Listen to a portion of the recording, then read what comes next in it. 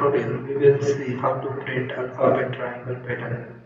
Let's move to Visual Studio Code and execute this pattern. Here, in this pattern, every line begins with space characters.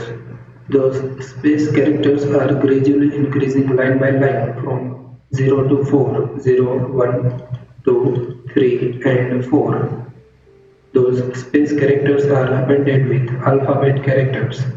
Alphabet characters are gradually decreasing line by line from 5 to 1, 5, 4, 3, 2, and 1.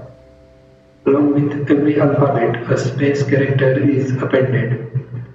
So let's see code to print this pattern. We have already seen code to print number triangle pattern. Run this file in the terminal. Now, in this print statement, we need to modify the code to print alphabet triangle pattern. Head, char,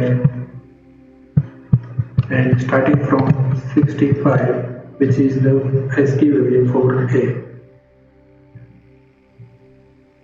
Run this file in the terminal. This is the expected output. In the next video tutorial, we will see another type of alphabet triangle pattern.